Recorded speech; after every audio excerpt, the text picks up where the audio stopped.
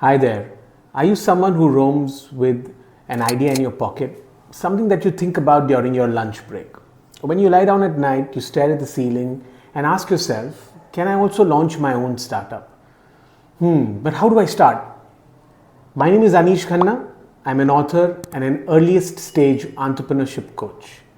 Let's use this opportunity to talk about an 8-step framework to help you launch your startup. So interestingly, unlike other professions like engineering and management, even if you slept through your entire degree program, your first job will pretty much teach you everything that you need to do. But that's nothing like it when you start up, right? Nobody tells you about the pitfalls, what to do. There's no clear training program. So let's use this opportunity to do that. Let's take the first step of that journey. Have you ever felt that you have a problem? You, your family, your inner circle, something that you wish that, why doesn't somebody solve it? Why doesn't somebody do something about it? And many entrepreneurs have used that as a starting point.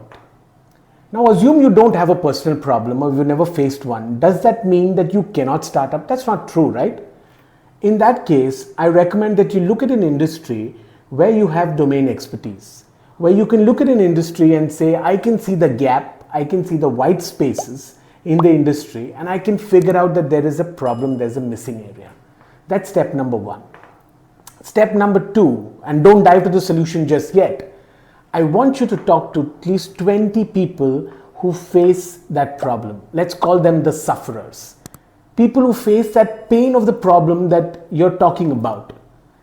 Peel the layers of the problem, right? You want to build a painkiller, you do not want to build a vitamin tablet, right? Let's go to step 3. You've identified the problem in the market. I want you to now think of how big that market is. Entrepreneurship is a long journey. You don't want to spend 5, 7, 8, 10 years in a small market. But how do you do that? Let me give you a hack. If there is anybody in your industry, any organization which has gone public, had an IPO, go pick up the annual reports from their website. It will talk about the industry, the size, what role they play, what market share they have. Okay, if there isn't anyone, then look at someone who's done a recent fundraising round. Their press release or journalists covering that fundraising event will talk definitely about the market. So do that research. Now let's go to step number 4. I want you to list out all the companies which are there, which operate in this market, which you have decided that you're going to build in, that you have a problem that you have identified.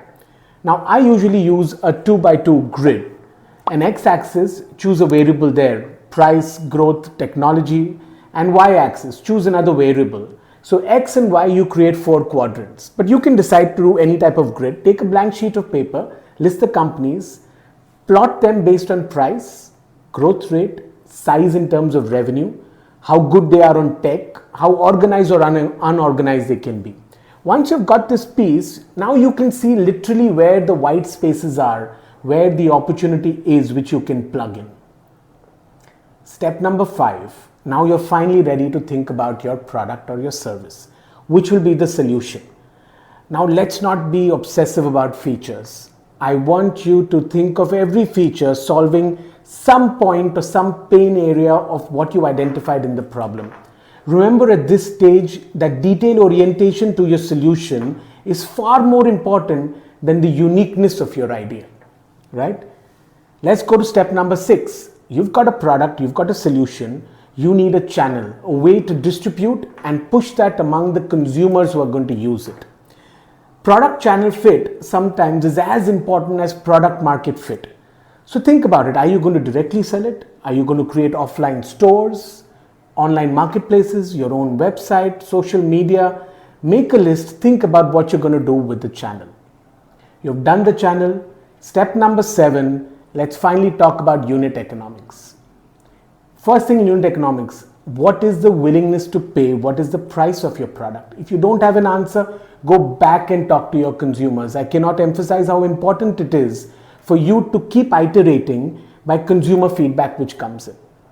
In this step, start looking at the costs. If it's a product, what's the making cost? We call it COGS, cost of goods sold.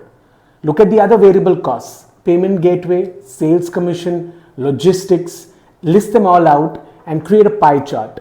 This is my revenue, these are my costs, this is my gross margin, and try and understand the unit economics at the unit level of your product. Let's look at the last step now. You've got this whole piece done. Now you need a small, frugal, bootstrapping budget. Do everything frugally. Activate friends, family, everybody in your contact list. Can you just sell using WhatsApp?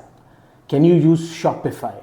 Can you get more feedback? Can you tell everybody to try out your product? Again, keep iterating your product based on the feedback that you come. Refinement is very important. Don't be in a hurry to push your product to market. Every successful product has gone through many waves of iterations till they find the secret sauce of the product.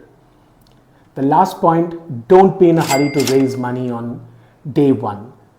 Try and find the product market fit. Try and understand what is working at a unit level so you can take the money and then scale your startup. I hope that this 8-point framework has been interesting, has added value. If you'd like me to be part of your entrepreneurial journey, reach out to me on my website or on LinkedIn, and I'll be very happy to help you to take that first step. This is an exciting time in this country to take the first step, and I want you to take the first step today.